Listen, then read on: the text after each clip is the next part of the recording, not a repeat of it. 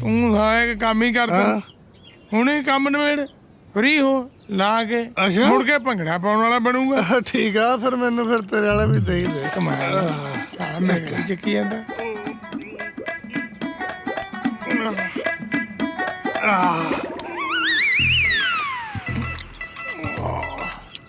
ਸੁੱਚਿਆ ਹਾਂ ਕਿਰਪਾਨ ਬਣਿਆ ਲੈ ਫੜਾ।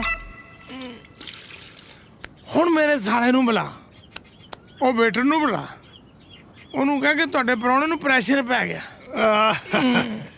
ਅੱਛਾ ਓਏ ਸਾਲਿਓ, ਓ ਤੁਹਾਡੇ ਪ੍ਰਾਹੁਣੇ ਨੂੰ ਪਿਸ਼ਾਬ ਦਾ ਕੱਸ ਪੈ ਗਿਆ ਏ। ਕਰ ਲੋ ਜਿਹੜੇ ਸ਼ਗਨ ਵਿਹਾਰ ਕਰਨੇ ਆ। ਤੂੰ ਪਿੰਡ 'ਚ ਸਪੀਕਰ ਅਨਾਉਂਸਮੈਂਟ ਨਹੀਂ ਕਰਾ ਦੇ ਕੋਈ ਪ੍ਰਾਹੁਣੇ ਦਾ ਬਲੱਡਰ ਪਾਟਣ ਤੇ ਆਇਆ। ਗੱਲਾਂ ਮਾਰਦਾ ਜੀਜਾ ਜੀ ਹਾਂ